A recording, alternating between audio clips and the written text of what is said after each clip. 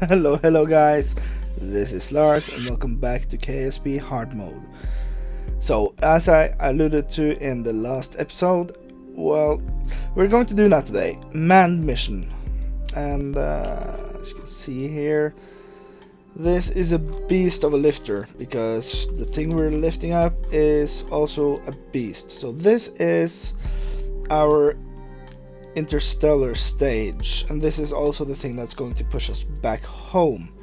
And I don't think we have enough oomph to get back home as is, but we have a separate lander here, so we don't have to land this thing. This will stay in orbit. And let's see, we also have one more thing here, and this is a probe that we'll put down on Ike, because, well, last episode we scanned some stuff, and this will refuel its tanks. We'll, like, if this starts running empty, we'll just shift fuel from this tank into this tank, and these will continue sputtering on.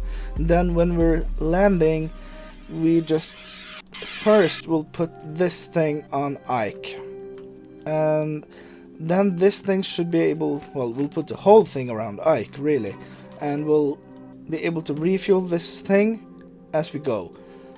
Now, well, we might actually, the thing is here, I actually made it so the lander has a docking port on each side. So what we can do is first separate this thing, just get it a couple of meters off, and then we'll, like, release this thing, land it on Duna, and as you can see, it has 4 of these. It has no problem getting off the ground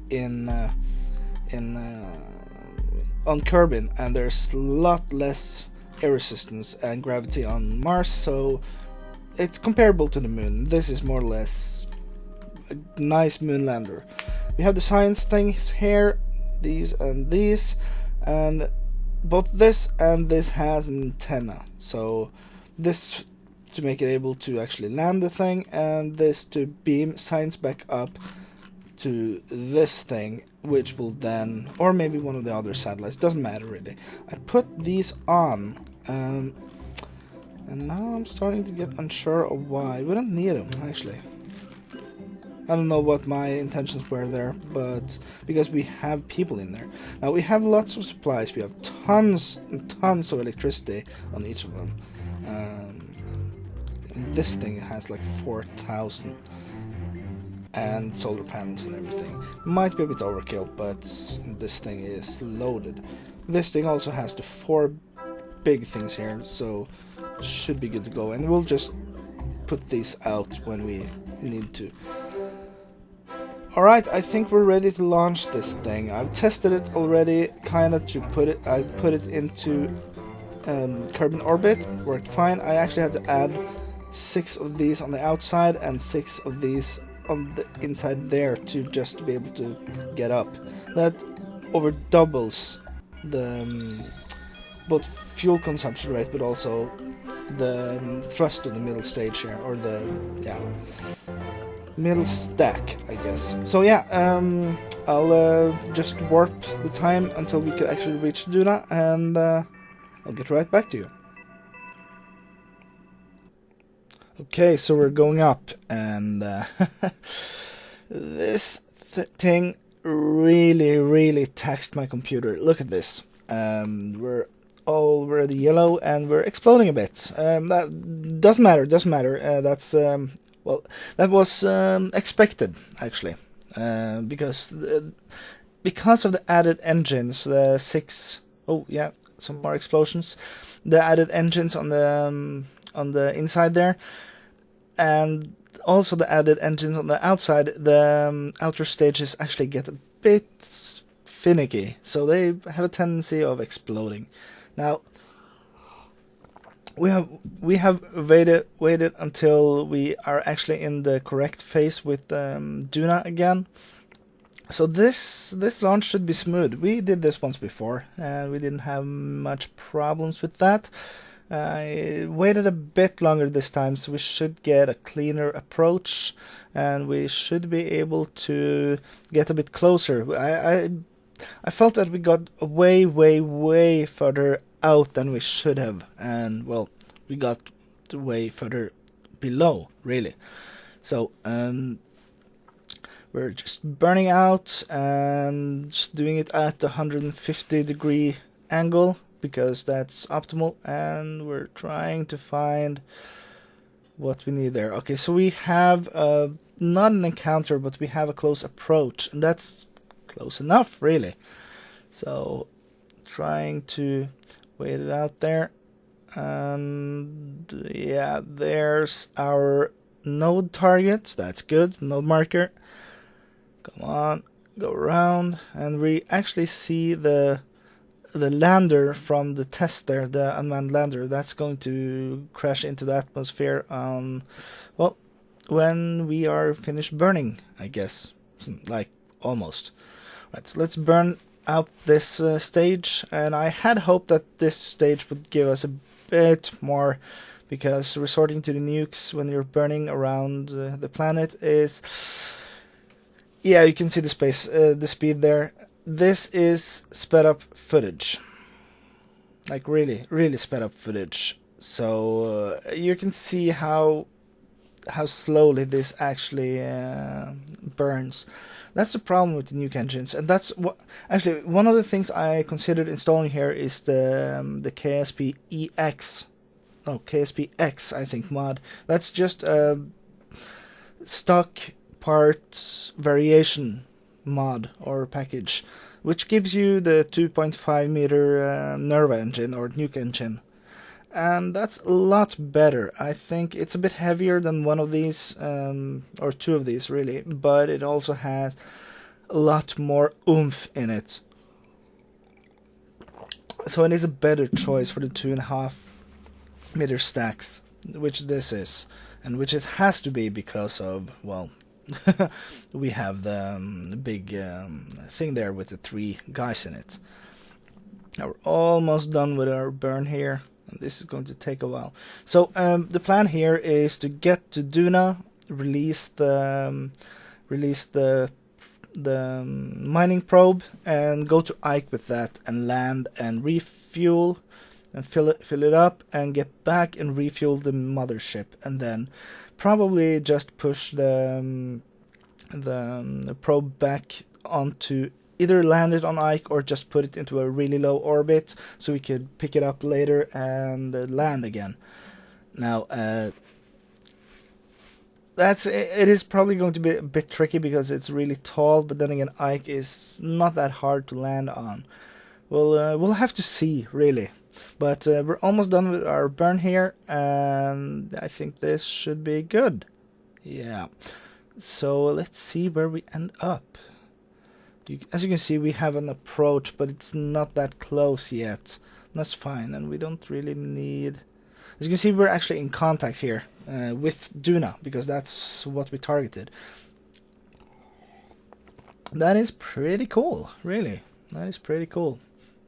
And of course, this is to facilitate communications and adjust satellites and do all that stuff from the ship, so they could, set everything up before they actually arrive, and do some scans of the surface and try to, find a good place to land. Of course, that is the role-playing reason.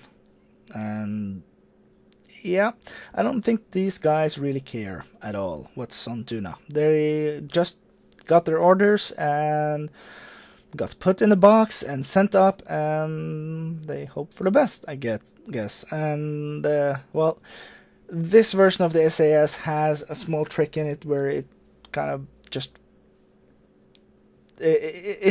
let's just say that the numbers on the screen actually react to the controls the pilots have, but the ship is, well, it'll do its own thing, and that's probably for the best, because these guys are really clumsy and stupid. They are no Jeb, because, well, Jeb is resting in peace.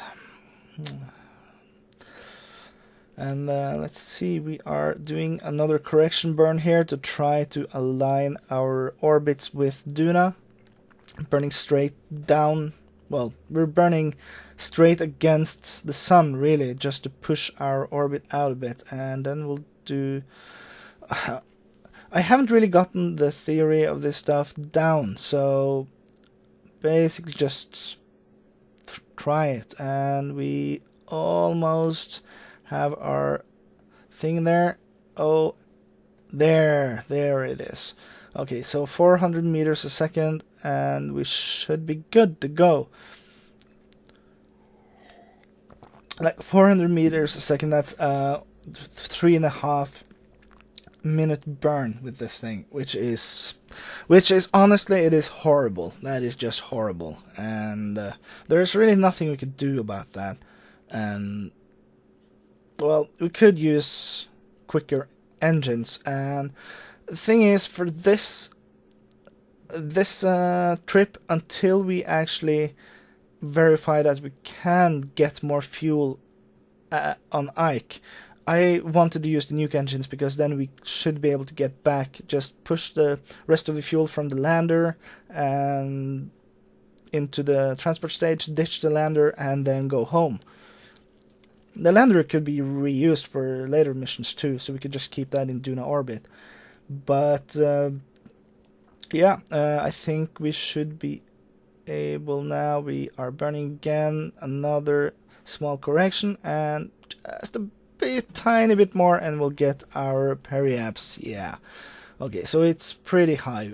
Now we start just burning randomly in one direction until it doesn't help anymore. Turn around a bit and do the same thing.